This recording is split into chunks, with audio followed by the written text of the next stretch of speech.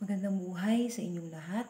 Isang mapagpalang araw sa inyong mga mag-aaral ng Grade 9. Ako ang inyong magiging guro, Ma'am Myla Virgomenia, na makakasama nyo hanggang sa matapos ang ating pag-aaral sa taong ito sa ganitong sistema ng pag-aaral. Malugod ko kayong binabati at nagagalak ako na makasama kayo at makilala habang patuloy ang ating pag-aaral sa ating asignaturang edukasyon sa pagpapakatao, kung saan ngayong unang markahan, pag-aaralan natin ang module na pinagkalob sa inyo ng mga guro, kung saan merong topikong tulong sa bayan, isulong, at pag-usapan natin ang araling layunin ng lipunan at yan ay ang kabutihang panlahat. Ngunit bago tayo magpatuloy sa ating pag-aaral, nais ko kayong munang bigyan ng gabay sa nilalaman ng inyong mga module. Kung nasa inyo ang inyong mga module, pwede ninyong hawakan at buksan at sama-sama nating pag-aralan at alamin kung ano ang nilalaman ng mga module na yan. So bago tayo magpatuloy sa ating pag-aaral, nais ko muna kayong bigyan ng paalala at gabay sa tamang paggamit ng ating module at kung ano ang mga nilalaman ng module na yan. Meron tayong liham dyan para sa inyong mga mag-aaral at sama-sama natin basahin. Para sa mga mag-aaral, kung nahanap nyo sa inyong mga module, merong liham para sa inyo ng mga mag-aaral. Malugod na pagtanggap sa edukasyon sa pagpapakatao-ugnay ng Alternative Delivery Mode o ADM module ukol sa layunin ng lipunan at yung layunin ng lipunan na yan ay ang kabutihang panlahat. Ang kamay ay madalas gamiting simbolo ng kakayahan, aksyon at layunin. Sa pamamagitan ng ating mga kamay, tayo ay maaring matuto, lumikha at magsakatuparan ng gawain. Ang kamay sa tulong aral na ito ay sumisimbolo na ikaw bilang mag-aaral ay may angking kakayahang matutuhan ang mga kaugnay na competency at kasanayan. Ang iyong pang-akademikong tagumpay ay nakasalalay sa iyong sarili o sa iyong mga kamay. Ang module na ito ay ginawa bilang tugon sa iyong pangangailangan. Layunin nitong matulungan ka sa iyong pag-aaral habang wala ka sa loob ng silid-aralan. Kasi nga, ngayon nasa mga bahay-bahay tayo dahil sa hinaharap natin na pandemya, ang COVID-19 pandemic kung saan bawal tayong lumabas. Kaya ngayon, ang pag-aaral natin ay nasa loob ng bahay. Hangad din nitong madulutan ka ng mga makabuluhang oportunidad sa pagkatuto. Ang module na ito ay may bahagi at icon na dapat mong maunawaan. So, ito yung mga parts ng module na hawak ninyo. So, una, meron tayong tinatawag na alamin. So, buklatin ninyo ang inyong mga module at hanapin kung asan yung alamin na yan. Sa bahaging ito, malalaman mo ang mga dapat mong matutuhan sa module, kaya nga alamin. So, aalamin natin kung ano ba ang mga matututuhan natin sa module na ito.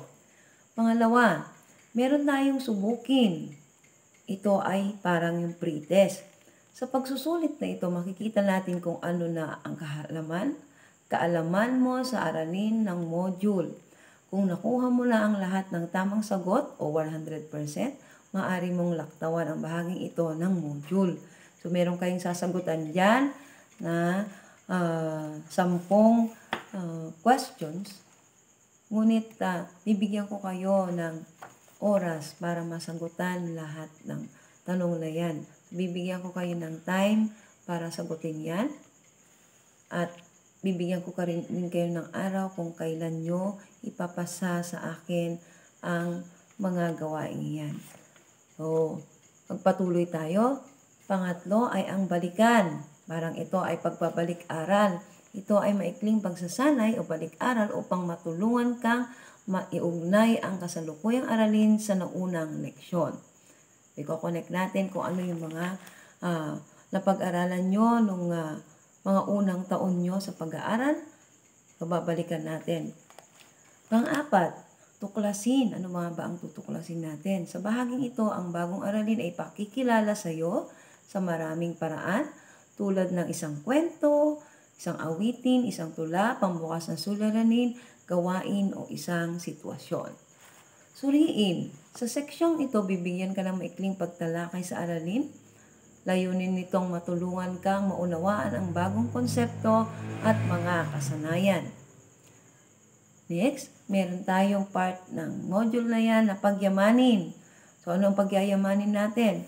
So, binubuo ito ng mga gawain para sa malayang pagsasanay upang mapagtibay ang iyong pangunawa at mga kasanayan sa paksa. Maaari mong iwasto ang mga sagot mo sa pagsasanay gamit ang susi sa pagwawasto sa huling bahagi ng module. Meron din tayong part ng module na isa-isip. Naglalaman ito ng mga katanungan o pupunan ang patlang ng pangungusap o talata upang maproseso kung anong natutuhan mo mula sa aralin. So, madali lang yan. So, madali niyo lang masasagot yan. Kaya lang hindi ko makukuha ngayon ang inyong mga kasagutan. Meron tayong takdang araw, takdang oras para sa pagpapasa ng mga nagawa ninyo at nasagutan ninyo. Isagawa. Ito ay naglalaman ng gawaing makatutulong sa iyo upang maisalin ang bagong kaalaman o kasanayan sa tunay na sitwasyon o realidad ng buhay. Ano naman itong tayahin? Ito ay gawain na naglalayong matasa o masukat ang antas ng pagkatuto sa pagkamit ng natutuhang competencies. At meron tayong karagdagang gawain. Sa bahaging ito, may ibibigay sa iyong panibagong gawain upang pagyamanin ang iyong kaalaman o kasanayan sa natutuhang aralin. At merong part dyan na susi sa pagwawasto kung saan naglalaman ito ng mga tamang sagot sa lahat ng mga gawain sa module. Pero hindi nyo muna titingnan yan hanggat hindi nyo nasasagutan yung mga kailangan nyong gawin at sagutan sa inyong module. Sa last part ng module nyo, katapusan ng module, meron kayong makikita na sanggunian. Ito ang talaan ng lahat ng pinagkukuhanan sa paglikha o paglinang ng module na ito. Yan. So, yan yung mga parts o icon na meron tayo dito sa ating module. Ngayon naman, gusto ko kayong bigyan ng paalala sa tamang paggamit ng module na ito. Una, gamitin ang module ng may pag-iingat. So, pinaghirapan niya ng mga guro. Kaya kailangan ingatan natin. So, huwag lalagyan ng anumang marka o sulat ang anumang bahagi ng module. Gumamit ng hiwalay na papel sa pagsagot sa mga pagsasanay. Kaya, kailangan nyo ng kwaderno o kailangan nyo ng sagutang papel para sa lahat ng mga pagsasanay na gagawin ninyo na nandito sa inyong mga module.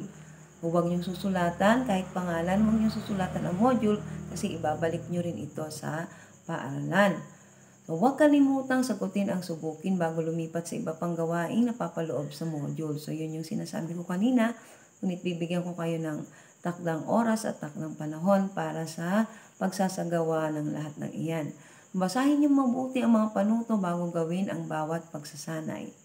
Obserbahan ang katapatan at integridad sa pagsasagawa ng mga gawain sa pagwawasto ng mga kasagutan. So, kailangan ang katapatan. Hindi nyo kailangan ipasagot sa mga magulang, kundi kayo ang sasagot. Kasi napakadali lang naman gawin ang mga pagsasanay na nandito sa module. Tapusin ang kasalukuyang gawain bago pumunta sa iba pang pagsasanay. So, isa-isa lang. So, kailangan tapusin nyo muna yung una, kasi sunod-sunod yan, bago kayo lumipat sa isa pang pagsasanay.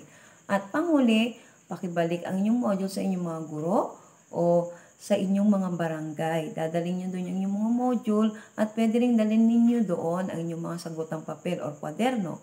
O kaya naman, ipapadala nyo sa akin, magbibigay ako ng email address ko kung saan pwede nyo ipadala o ipasa ang inyong mga pagsasanay. Ayan. So, kung sakaling man na meron kayong mga problema habang sinasagawa nyo ang mga pagsasanay, habang nagsasagot kayo, pwede kayong sumangguni sa akin, pwede nyo akong tawagan, pwede sa GC natin, kasi bumuo ako ng GC natin sa Messenger.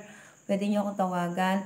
Anyway, kukupustahin ko kayo sa bawat araw na inyong paggawa ng inyong mga pagsasanay. So, kung meron kayong mga tanungan, kung merong mga parte na nahihirapan kayo, huwag kayong mahiya na magtanong sa akin.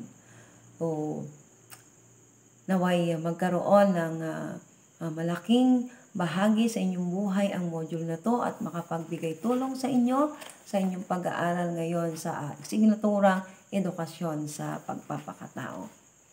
Ayan. So, tungo na tayo sa unang part ng ating module. At yan ay ang alamin. Ano ba ang dapat nating alamin? Ang module na ito ay dinisenyo at sinulat para sa iyo. Narito ito upang tulungan kang maging bihasa sa layunin ng lipunan. Ano nga ba yung layunin ng lipunan? Yan ang kabutihang panlahat. So mamaya, malalaman natin ano nga ba ang kabutihang panlahat. So dito, natutukoy din ang mga elemento ng kabutihang panlahat. Ang saklaw ng module na ito ay nagpapahintulot na gamitin sa iba't ibang sitwasyon. Marahil maraming bagay ang papasok sa iyong isipan kung marinig mo ang salitang kabutihang panlahat. Ngayon nyo lamang ba narinig ang salitang ito, kabutihang panlahat? Ngunit gaano ba kalalim ang iyong nalalaman ukol sa paksang ito? So malalaman natin ano nga ba ang kabutihang panlahat na layunin ng ating lipunan. So sa module na ito, inaasahang masasagot mo ang mahalagang tanong na, ito ang tanong, paano makakamit at mapapanatili ang kabutihang panlahat? Paano nga ba? Bakit mahalagang ito ay makamit at mapanatili? Bakit kailangan natin itong makamit? Kailangan natin makamit ang kabutihang panlahat at bakit kailangan natin mapanatili ang kabutihang panlahat? At inaasahan ng mga sumusunod na kaalaman, kakayahan at pag-unawa upang ito. Una, maipamalas ang pang-unawa sa mga elemento ng kabutihang panlahat. So mamaya, pag-aaralan natin ano nga ba ang mga elemento ng kabutihang panlahat. Pangalawa, makapagpipigay ng kuro-kuro o opinyon hinggil sa iba't ibang elemento ng kabutihang panlahat. At pangatlo, makagagawa ng isang tula. So gagawa kayo ng tula o isang awitin tungkol sa napapanahong issue. Ano nga ba ang napapanahong issue natin ngayon? Ang COVID-19 pandemic. So, nasa gitna tayo ng pandemya ngayon. So, pwede kayong makagawa ng isang tula o isang awitin na tungkol sa napapanahong issue natin. So, handa ka na bang gawin ang inyong mga kaalaman at palawakin ang inyong mga kaalaman? Kung ang sagot mo ay oo, so inaasahan sa module na ito ang iyong aktibong pagsunod sa bawat gawain upang makamit ang bawat competency ninanais mata mo. So, nakahanda ka na bang makaalam at makialam sa lipunan? Ayan. So, tungo tayo sa subukin. Ito na yung sinasabi ko sa inyo kanina. Ito yung pretest. So, basahing maigi ang panuto. So, basahing mabuti ang bawat pangungusap at unawain ang tanong. Piliin ang pinakaangkop na sagot at isulat ang titik nito sa sagutang papel. So, kailangan meron kayong sagutang papel o kwaderno. So, bibigyan ko kayo ng panahon at oras para masagot ang subukin na yan. Pero hindi pa ngayon ang inyong pagpapasa kasi tatapusin muna natin lahat kung ano ang kailangan nyong gawin dito sa module na to. So, bago ako matapos mamaya, sasabihin ko kung saan nyo ipapasa. Bibigay ko sa inyo ang email address ko para alam nyo kung saan nyo ipapasa ang lahat ng mga pagsasanay na inyong gagawin. O kaya naman, pwede nyo ring ipasa sa inyong mga barangay. Yan. So, meron tayong 10 katanungan dito na kailangan nyo sagutin. At bibigyan ko kayo ng panahon para sagutin yan. Ayan. So, isulat nyo lang sa inyong mga sagutang papel o sa inyong mga kwaderno. Ngayon, mag-umpisa na tayo sa ating pag-aaral. So, nasa Module 1 tayo at nasa Aralin 1 tayo na pag-uusapan natin kung ano ang tulong sa bayan isulong at kung ano ang layunin ng ating lipunan. Yan ay ang kabutihang panlahat. So, module na ito ay ginawa upang mapahusay ang kaalaman at kakayahan sa layunin ng lipunan. At yan yung kabutihang panlahat na naayon sa pamantayan ng araling edukasyon sa pagpapakatao sa ika-9 na baitang. So, simulan natin ang module na ito sa pamamagitan ng pagsagot sa mga tanong na nasa tekstong nasa ibaba. Susundan ninyo ang inyong mga module. So, handa na ba tayo? Ngayon, una, balikan muna natin ang mga pinag-aralan ninyo sa mga unang taon ng inyong pag-aaral. Magbalik-aral muna tayo. Naalala nyo ba nung grade 7 kayo, merong awitin na pinasikat ng Apo Hiking Society na pinamagatang Batang Bata Ka Pa? Alala nyo? Merong linya doon na sabi, Batang bata ka pa at marami ka pang kailangang malaman at intindihin sa mundo. Yan. Ang ibig sabihin na may bagay sa iyong paligid na hindi mo maaring pakialaman dahil bata ka pa nga. Bata pa nga ba kayo? Pero nasa grade 9 na kayo. Mga nag-uumpisa na kayong magdalaga at magbinata. Kaya nag-iiba na ang inyong mga pananaw sa buhay. Hindi kagaya ng mga bata kayo na marami pa kayong hindi dapat malaman at mga hindi dapat pakialaman. Pero ngayon, at nagmamature na kayo, so alam ko marami na kayong napapansin sa inyong mga kapaligiran. So napapansin mo ba ang sarili sa kasalukuyan? So may napapansin ba kayo sa sarili nyo sa kasalukuyan? Nagkakaroon ka ba ng reaksyon sa mga pangyayari sa iyong paligid? Kagaya ngayon, ano ang masasabi ninyo sa nangyayari sa ating bansa? Hindi lang sa bansa, kundi sa buong mundo. Kung oo, ibig sabihin ay mayroon ka ng pakialam sa lipunan na iyong kinabibilangan. Nakikilala mo na hindi ka lamang nabubuhay para sa sarili mo lamang.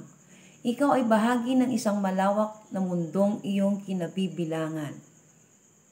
Kung hindi naman, huwag kang mag-alala at darating din ang pagkakataong mababago ang iyong pananaw sa buhay. Maaring naghihintay lamang ito ng tamang pagkakataon. Maaring makatulong ng malaki sa inyo ang aralin natin na ito. Yan. So naway makatulong nga sa inyo kung maraming katanungan sa inyong mga isip at marami kayong napapansin sa inyong kapaligiran.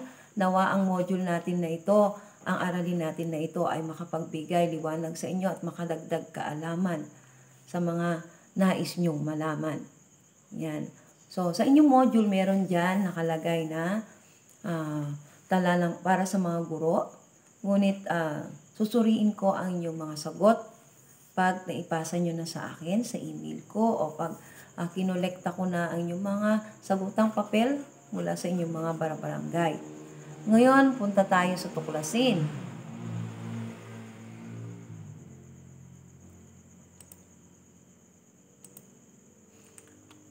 Meron tayong gawain 1. Unang gawain mula sa tuklasin ng pagsasanay. Naalala mo pa ba ang napag-aralan sa asignaturang Araling Panlipunan? Alala nyo, noong nag-aaral kayo sa Araling Panlipunan patungkol sa iba't ibang institusyong panlipunan. Sa pagkakataong ito, ituon ang pansin sa mga sumusunod na sektor ng lipunan. Ano tong mga ito? Una, paaralan. Pangalawa, simbahan. Pangatlo, pamilya. Pang-apat, negosyo. At pang-lima, pamahalaan. So, naalala nyo pa ba yung pinag-aralan nyo ng mga sektor ng lipunan nito mula sa asignatura nyo na Araling Panlipunan? Ano ang gagawin natin dito? So, ito ay unang gawain nyo.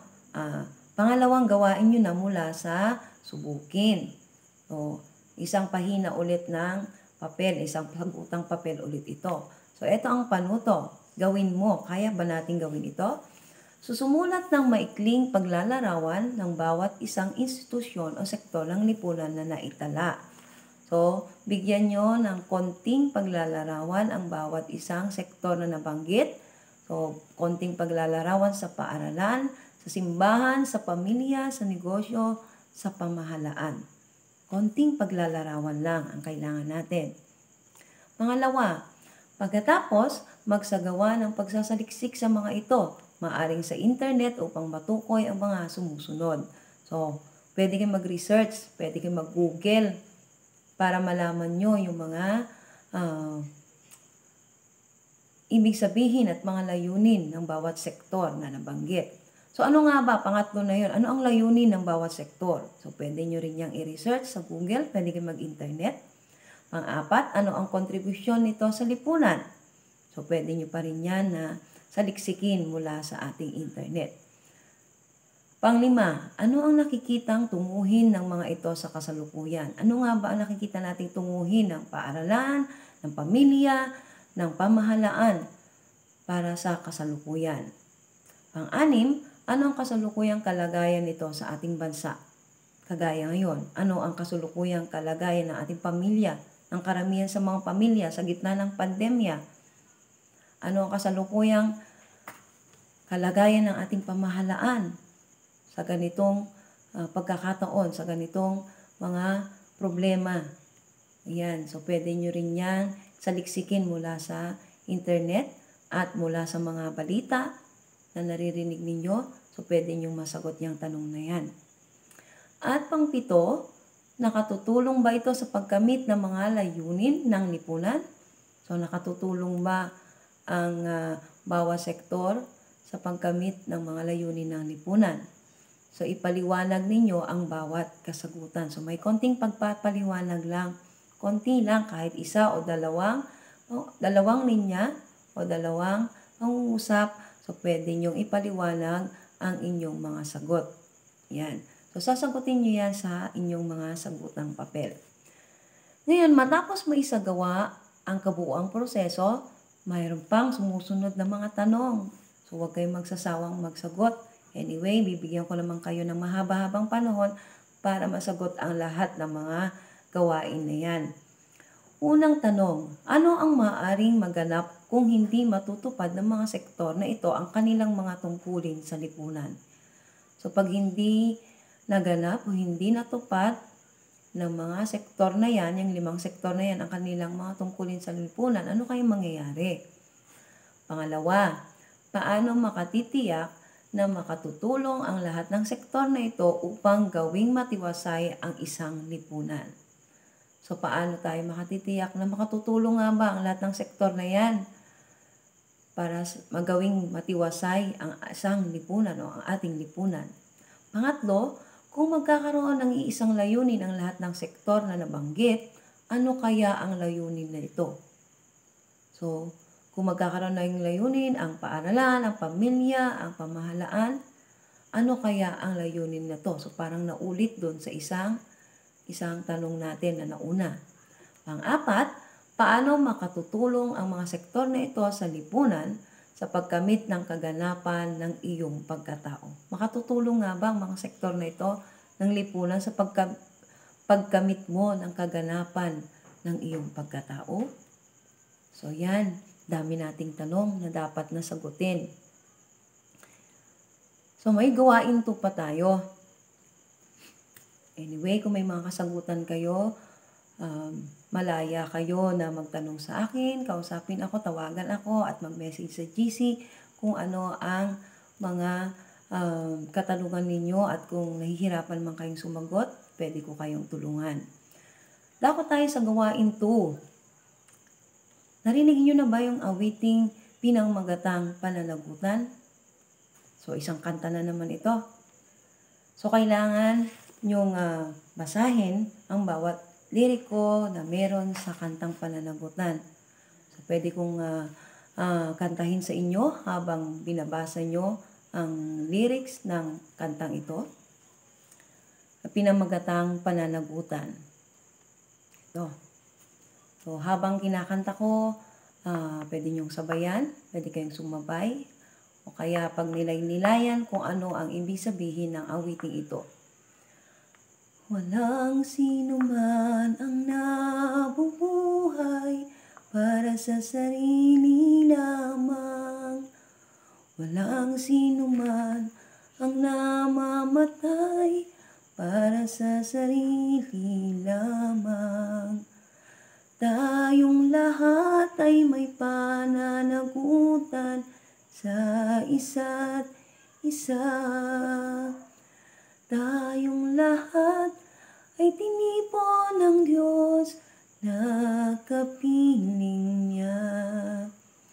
Sa ating pagmamahalan at paglilingkod sa kanino man, tayo ay magdadala ng balita ng kaligtasan.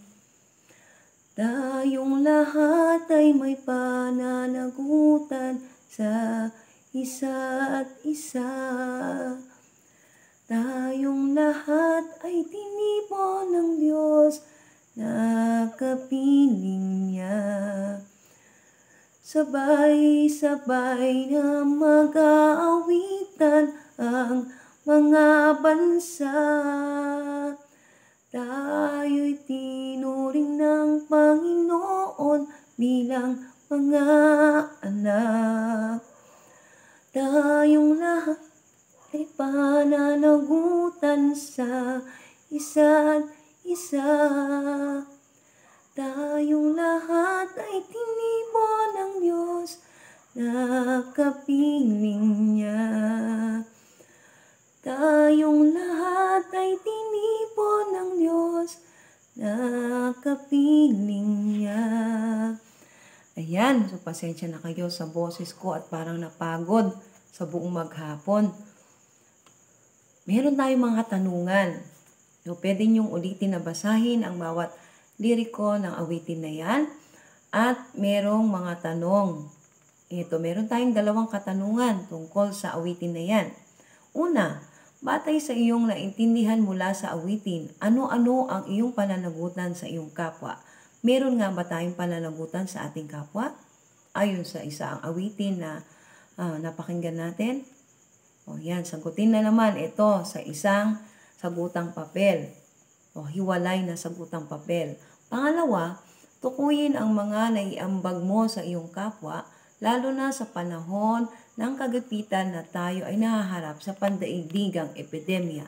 Ngayong pandemic na to, meron ka bang naiambag sa iyong kapwa? Meron ka bang natulungan? Meron ka bang nabigyan ng pagkain? Nabigyan ng ayuda?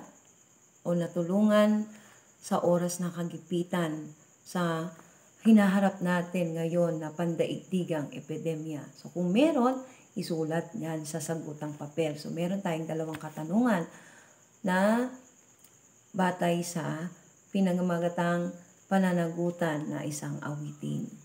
Yan. So ngayon, tungo naman tayo sa isa na namang pagsasanay. Ito ay ang suriin. So ano ang susuriin natin? Ang ating pagiging kasama ng kapwa ay isang pagpapahalaga na nagbibigay ng tunay na kaganapan sa ating pagkatao. Makakamit lamang ito kung makikihilahok at makikipamuhay ka sa kapwa. So, kailan ba natin makakamit ang ating kaganapan ng ating tunay na pagkatao?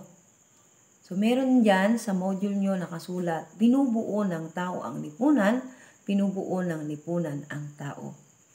So, hindi natin masasabi na isang lipunan kung walang tao. At kung walang tao, wala namang magiging lipunan.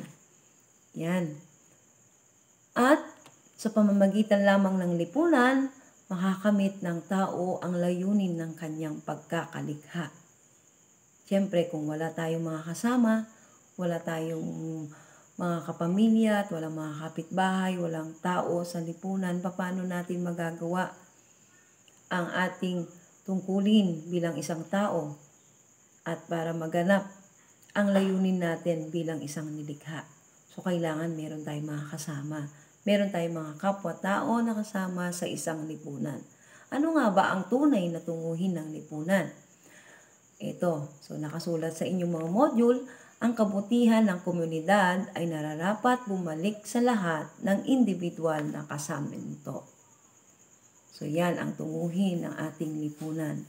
So pag mabuti ang komunidad, mabuti rin ang mga individual na kasapi sa isang lipunan. So bumabalik din sa mga kasapi ang kabutihan ng komunidad. So kung makabuti ang komunidad, magiging mabuti din ang mga tao. At kung mabuti ang mga tao at individual, magiging mabuti din ang isang komunidad. Ngayon, bago natin pag-aralan ang mga elemento ng kabutihang panlahat, ano nga ba ang kabutihang panlahat? So, maaring wala din sa module nyo, pero pwede nyong i-research din sa internet o sa Google. Pero, bibigyan ko kayo ng paliwanag kung ano nga ba ang kabutihang panlahat. para mas maintindihan natin kung ano nga ba ang pag-aaralan natin ng mga elemento ng kabutihang panlahat, kailangan malaman muna natin kung ano nga ba ang kabutihang panlahat. So, kabutihang naayon sa moralidad ng tao at likas na batas moral. So, ito ay naayon sa moralidad. Ang kabutihang panlahat ay naayon sa moralidad o likas na batas na moral. Sa simpleng salita, ito ay kabutihan para sa bawat isang individual na nasa lipunan. So, kabutihan ng isang individual na kasapi ng isang lipunan. So, yan ang kabutihang panlahat. Meron pa, ito pa. Ang salitang kabutihang panlahat ay nangangahulugan ng kabutihan o kaayusan para sa lahat ng tao o bagay na nakapalibot sa iyo. So, yan. So, nangangahulugan daw ng kabutihan o kaayusan para sa lahat ng tao o bagay na nakapalibot sa iyo. At ito din ay konektado sa pagiging mabuti, marespeto at iba pang magandang asal ng isang tao. So, ito ay konektado daw sa isang pagiging mabuti. So, mabuti nga ba tayo? Mabuti ka ba? Alam ko, mabuti kayong mga mag-aaral. Marespeto at may magagandang asal. Kasi tinuruan tayo ng ating mga magulang at ating mga guro ng mabuting asal, magandang asal. At panghuli na paglalarawan natin ng kabutihang panlahat ay makakamit lamang kung ang lahat ng tao ay magtutulungan at magiging maintindihin para sa lahat. So, makakamit daw natin ang kabutihang panlahat kung lahat tayo sa isang lipunan, sa isang komunidad ay magtutulungan at magiging maintindihin para sa lahat. So, yan. So, sana nabigyan kayo ng liwanag kung ano ang ibig sabihin ng kabutihang panlahat. Ngayon, tatako naman tayo sa mga elemento ng kabutihang panlahat. So, alam ko nasusundan nyo sa module nyo. Mga elemento ng kabutihang panlahat or sa English, Compendium of the Social Doctrine of the Church. So, meron tayong 3 elemento ng kabutihang panlahat. Una, ang paggalang sa individual na tao. Ginagalang mo ba ang iyong kapwa? So, yan ang unang elemento, ang paggalang sa individual na tao. Dahil ang kabutihang panlahat ay nagpapahalaga sa kalakasan ng tao, hindi ito lubos na iiral kung hindi kikilalanin at papahalagahan ang kanyang dignidad. So, ano man ang antas ng iyong kapitbahay o lahat ng tao sa iyong paligid, kailangan natin na igalang kung ano man siya, sino man siya, nakapag-aral man, hindi man nakapag-aral, matanda, bata, ano man ang antas niya sa buhay, kailangan natin na igalang ang bawat individual na kasapi sa isang lipunan o sa ating komunidad. So, yan ang unang elemento ng kabutihang panlahat. Kasi, di ba, sabi natin kanina, kabutihang asal dapat. So, ang paggalang, lalo na sa mga nakakatanda o nakatatanda, ay isang pagpapakita ng kabutihang asal. Isang kabutihang asal, paggalang, isang pagrespeto sa ating mga kapwa-tao o individual na tao. Yan. So, yan ang unang elemento ng kabutihang panlahat. Pangalawa, ang tawag ng katarungan o kapakanan panlipunan. So, ano nga ba ito? Ang pag-unlad ng kabuuang focus ng panlipunang tungkuling kailangan maibigay sa mga tao. Karaniwang sinusukat ito halimbawa sa mga pampublikong sistema ng pangangalaga sa kalusugan. So, kailangan kasali dito ang mga nasa Department of Health. Epektibong pampublikong pangkaligtasan at seguridad. O, sino naman yung mga kasali dito? Kailangan kilalanin natin sila. Sila yung mga pulis, kapulisan sa PNP. O kaya kahit na sa barangay natin, mga barangay tanod, mga opisyal. Kasi sila yung mga nangangalaga sa pangkaligtasan at sa seguridad ng bawat isa. Kapayapaang namamagitan sa bawat bansa sa mundo. Yan. So, meron tayong mga ambassadors, meron tayong mga namamagitan sa bawat bansa, mga kilalang mga tao, mga may antas dito sa bansa o sa mundo. O, kasali sila dito. At makatarungang sistemang legal at pampolitika. O, kasali din dito ang mga attorney, mga abogado, at malinis na kapiligiran at umuunlad na sistemang pang-ekonomiya. So, kasali din dito ang DNR, DSWD, DPWH. So, yan yung mga kasali dito sa pangalawang elemento ng kabutihang panlahat. So, yan yung ang tawag ng katarungan at kapakanang panlipunan. Ngayon, dako tayo sa pangatlo, ang kapayapaan. So, ang pagkakaroon ng katahimikan, kapanatagan, o kawalan ng kaguluhan sa lahat ng aspekto ng ating buhay tulad ng ating isip, kalooban, pamilya, lipunang ginagalawan at iba pa. Subalit ang kapayapaan ay resulta ng pagkakaroon ng katahimikan, kapanatagan at kawalan ng kaguluhan. Ang kapayapaan ay indikasyon ng pagkakaroon ng kabutihang panlahat. So, syempre, kung mabubuti ang mga tao sa isang lipunan, wala kang kinakatakutan, wala kang pinangangambahan, walang kaguluhan. So, matahimik ang lahat, tahimik ang paligid, tahimik ang buhay, tahimik ang mga pamilya, at mapayapa ang lahat.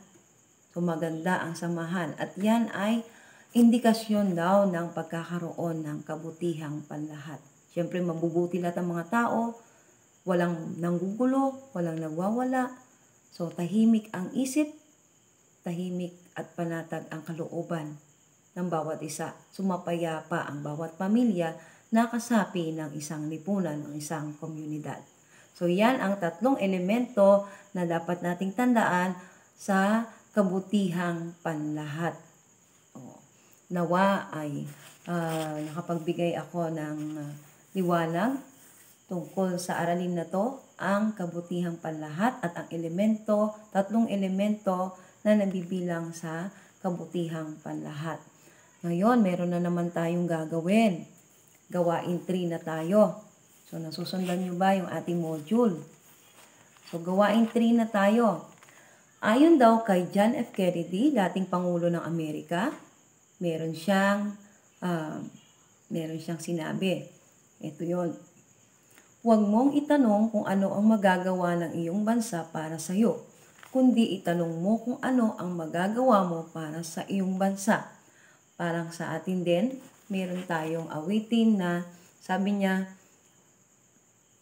bayan muna bago ang sarili. Yan. So, huwag mong itanong kung anong magagawa kaya ng bansa sa akin. Ngayon, lalong-lalo na ngayon na nahaharap tayo sa pandaigdigang pandemya, pambansang pandemya. So, ano ba ang magagawa ng bansa? So, hindi dapat yun daw ang tanong natin, kundi ang dapat itanong natin kung anong magagawa natin para sa ating bansa. Ano ba ang kaya nating maitulong sa ating bansa, sa ating kapwa, sa bawat individual na kasama natin sa isang lipunan. So, meron tayong mga katanungan na naman. So, meron tayong 3 tanong dito. So, base sa binigkas ni President John F. Kennedy ng Amerika, dating Pangulo ng Amerika. So, ano ba ang mga tanong na to?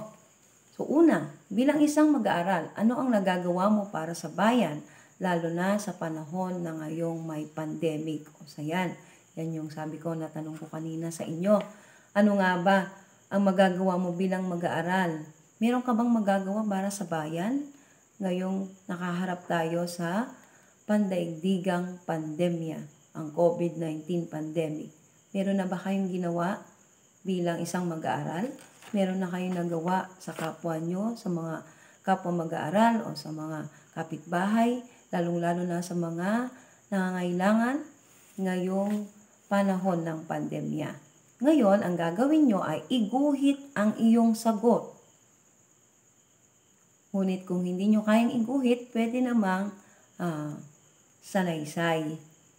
So, pwede nyong isulat kung ano ang iyong kasagutan. Ano nga ba ang nagawa mo o magagawa mo para sa bayan mo bilang isang mag-aaral ngayong panahon ng pandemya. At ipaliwanag ang iyong iginuhit kung ikaw ay gumuhit. So, kailangan lagyan mo ng pagpapaliwanag ang iyong ginuhit upang mas maunawaan kung sino man ang magbabasa ng iyong kasagutan at ang iyong iginuhit. So, kung kaya mong gumuhit at kaya mong iguhit yung mga kaya mong gawin bilang mag-aaral, so, iguhit mo sa sagutang papel mo. Kung hindi naman, so, pwede na lang isulat ang iyong kasagutan. Ipaliwanag kung ano ang iyong ginuhit at ipaliwanag din na mas malinaw ang iyong kasagutan. So, meron tayong pamantayan dyan sa isahang gawain. So, kung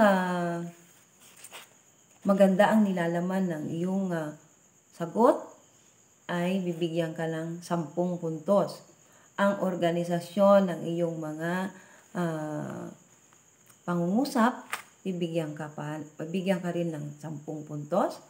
At ang presentasyon mo, kung ikaw ay gumuhit o kahit na sumulat, bibigyan ka ng 5 puntos. At sa kabuuan ng iyong sagot, ng iyong ginuhit o iyong sinulat, bibigyan ka ng 25 points or 25 na puntos.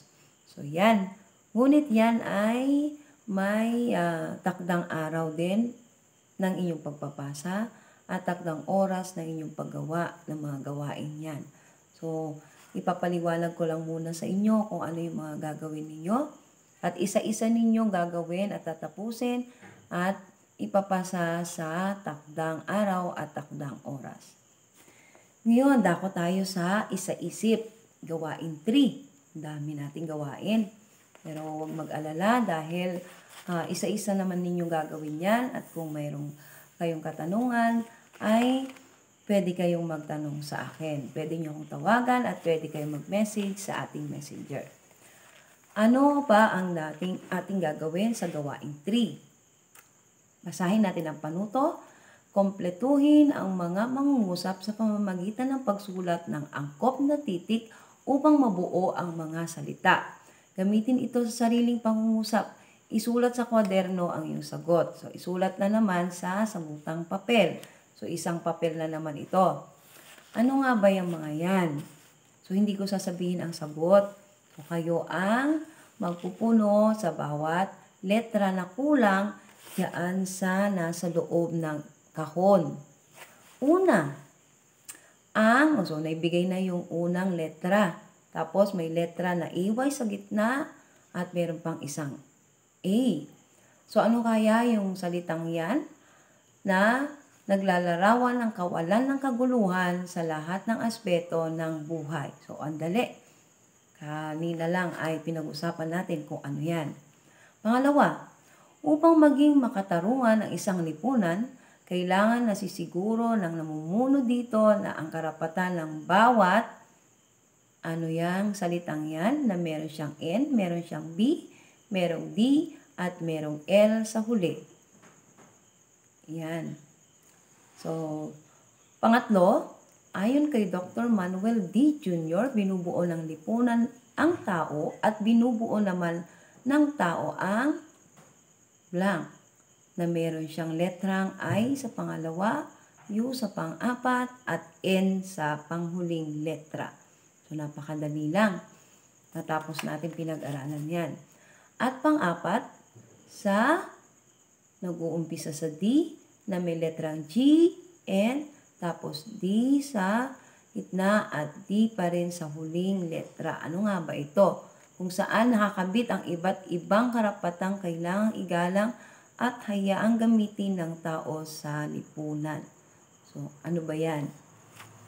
Ayan. So, napakadali lang yan. So, isang gawain ulit, gawain 3, at isang sagutang papel na naman yan. Ngayon, tungo tayo sa isagawa at nandun na tayo sa gawaing 4. Isa sa mga elementong kabutihang panlahat ay ang paggalang sa individual na tao. So, yun yung pinakaunang elemento na pinag-usapan natin kanina. So, tanong, paano mo ipinapakita ang paggalang sa mga sumusunod na individual? Isulat ang iyong kasagutan gamit ang graphic organizer sa susunod na pahina. Nakikita nyo ba yung graphic organizer na nasa module nyo?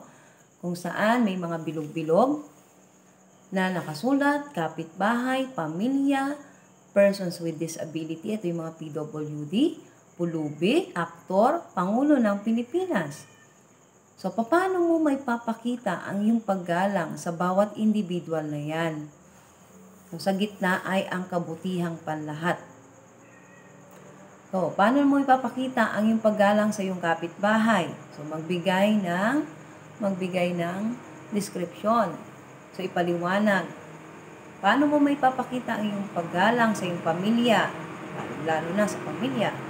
Sa mga persons with disability, may mga kapansanan na mga individual. Paano mo may papakita ang iyong paggalang? Sa mga pulubi. Sa aktor. Nakakita na ba kayo ng mga aktor? Paano nyo igalang yung mga aktor? At sa Pangulo ng ating bansa. Pag nakita nyo ating Pangulo, si Pangulong Duterte, paano nyo may papakita ang paggalang sa kanya? So, yan. So, magbigay kayo ng paliwanag sa bawat individual na yan kung paano nyo may papakita ang iyong paggalang sa kanila. Pangalawang tanong, sa iyong palagay, ano ang maaring mangyari sa ating lipunan kung ang bawat individual na ito ay hindi nabigyan ng pagkakataong igalang? So, sa iyong palagay, ano ang maaring mangyari sa ating lipunan kung hindi natin igagalang ang bawat individual? Hindi natin bibigyan ng pagkakataon na igalang ang bawat individual na nabanggit. Halimbawa, yung mga may kapansanan, may nakita kang may kapansanan na nakasakay sa isang sasakyan at kasabay kang nakasakay, pero siya ay nakatayo at ikaw ay nakaupo. Paano mo may papakita ang paggalang? So, paano pagka hindi mo naibigay yung pagkakataong igalang mo ang taong yan? Sa iyong palagay, ano kaya ang maaring mangyari sa ating lipunan kung ang lahat ng mga tao ay walang pagkakataong igalang ang bawat individual? Yan. Isang sagutang papel ulit yan. So, meron tayong pamantayan sa paggawa ng pagsasanay na yan. So, hindi ko nababasahin sa inyo kung ano yung mga pamantayan sa paggawa niyan. Pero diyan ko ibabase ang aking pagbibigay ng puntos sa pagsasanay na yan. Ngayon, dako na tayo sa tayahin. So, eto, meron na namang 10 tanong na kung saan tatayahin natin kung meron ba kayong napag-aralan, meron bang natira sa isip ninyo mula sa mga sinabi ko at mga binanggit ko kanina sa pinag-aralan natin dito sa module na to. Tatayahin natin o susukatin natin ang inyong kaalaman mula sa napag-aralan natin sa module na ito. So, basahin maigi ang panuto.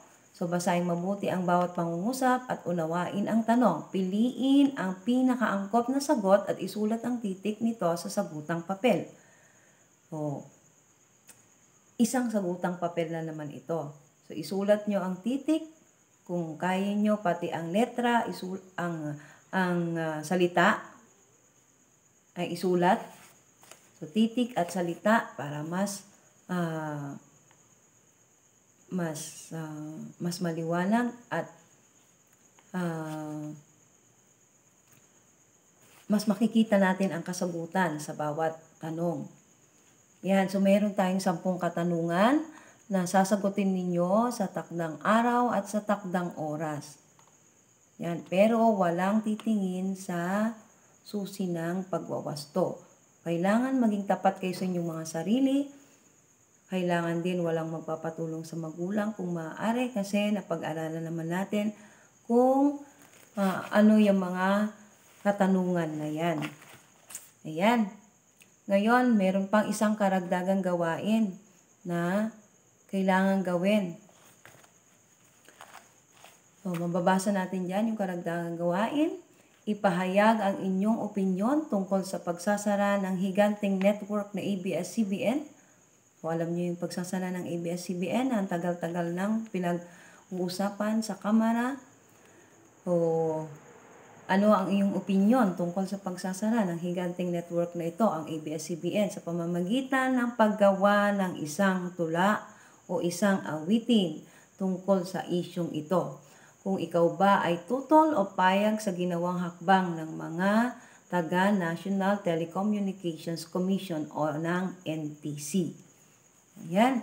So, kahit na isang maikling awitin o isang maikling tula, so pwede niyong gawin bilang karagdagang gawain natin na ang topiko nitong awitin nyo o tula ninyo ay sa issue ng pagsasara ng higanteng network na ABS-CBN. So, tutol ka ba o payag ka ba sa ginawang hakbang ng mga taga-NTC? So, isulat yan ulit sa isang sagutang papel. So, hiwalay na naman ang sagutang papel yan. Ngayon, may pamantayan ulit sa paggawa ng inyong tula at ng inyong awitin. So, kailangan ito ay orihinal. So, kaya ang orihinalidad na puntos ay mabibigyan ng 30 na puntos. So, kailangan orihinal, inyong sariling akda, sarili mong gawa ng awitin o ng tula. So, 30 puntos. Tapos, pangalawa, kaugnayan sa paksa. So, kailangan nakaugnay kayo sa paksa ng pagsasara ng higanting network na ABS-CBN. Kung tutol ka ba o payag ka sa ginawang hakbang ng NTC. Pangatlo, malikhaing konsepto. So, kung paano mo ginawa at sinulat ang awitin. So, 30% ulit. At panghuli, kalinisan sa paggawa. So, kasali pa rin ang kalinisan sa pagsusulat, sa paggawa ng awitin o ng tula. At yan ay mabibigyan ng 10 puntos lamang. Kabuuan, meron tayong 100% para sa pamantayan sa paggawa nyo ng tula o ng awitin. Ayan. So, yan. Tapos na tayo. Tapos na tayo sa ating module. Yehey! Natapos natin ang unang module natin sa unang aralin natin sa ating asignaturang edukasyon sa pagpapakatao. Ngayon, bibigyan ko kayo ng takdang araw kung kailan nyo ipapasa o isasubmit ang inyong mga sagot sa lahat ng pagsasanay na yan. So, ilan ba yung pagsasanay natin? So, meron tayong, balikan muna natin para maging klaro sa inyo. So, sa bawat pagsasanay, kailangan isang sagutang papel o inyong kwaderno. So, una, yung subukin natin na 1 to 10 na tanong, isang sagutang papel. Tapos, meron tayong tuklasin na may 2 tanong. Tapos, meron tayong suriin, yung tunay na tunguhin ng lipunan. Tapos, meron tayong pagyamanin, na nandun yung bayan muna bago ang ating sarili. Ano yung magagawa mo sa bansa ngayong panahon ng pandemya. Panglima ay ang isa-isip. Sa gawain 3. Pang-4 ang isagawa. Gawain 4. At pang-7 ang tayahin. So, meron tayong 10 katanungan. At pang-8, ito na yung karagdagang gawain. So, meron tayong 8 pagsasanay. Meron kayong 8 gagawing pagsasanay. So, 8 magkakahiwalay na sagutang papel o sa kwaderno. At saan nyo ba pwedeng ipasa? So, una, para sa mga nahirapan sa social media o sa paggamit ng mga gadgets o kung mahina ang internet o signal sa ating mga bahay, so pwedeng ilagay sa envelope ang inyong mga sagutang papel at ipasa sa inyong mga barangay. So kung saan kayo barangay nabibilang o kasapi, so ipapasa nyo sa ating mga kapitan o kaya mga kagawad. At dun ko na lang kukunin ang inyong mga sagutang papel. So, i-message ko na lang kayo sa GC o kayo message nyo ako na ipinasa nyo ang inyong mga sagutang papel sa ating mga barangay. O kaya naman, pwede nyo namang ipasa ang inyong mga sagot o mga sagutang papel sa aking email. So, email add ko, ibibigay ko sa inyo sa messenger natin o kaya sa GC natin.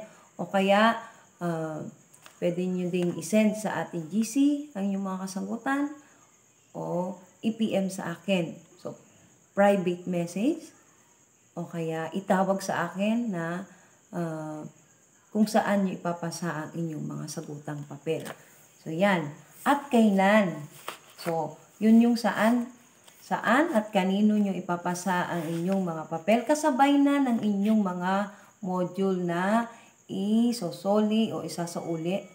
So, kasabay nun ay ang inyong sagutang papel. So, pwedeng ilagay ninyo ang inyong mga module kasabay ng inyong mga kasagutang papel sa isang envelope o isang folder. Yan. Ngayon naman, kailan nyo ipapasa? So, meron tayong takdang araw dahil 8 ang ating mga gawain pero yung iba naman ay mga madadali lang. So, pwede na siguro yung isang buong linggo na ibibigay ko sa inyo para matapos nyo ang inyong mga gawain. So, maaari ko na ba sigurong, maaari ko bang kunin ang inyong mga sagutang papel at inyong module sa araw ng Biyernes sa inyong mga barangay? O pwede nyo rin ipasa sa akin sa Biyernes ang inyong mga sagot sa pamamagitan ng aking email o sa ating messenger. So, pwede rin kayong magpasa ng isa-isang sagot ninyo sa bawat isang pagsasanay sa aking email o sa messenger. Ayan. So, yan, natapos natin ang isang module para sa unang markahan. So, module 1 pa lang ito. So, marami pang mga susunod na mga module na ating pag-aaralan at ating gagawin. Basahin lang na maigi ang bawat pagsasanay na nandyan sa inyong mga module at intindihin mabuti.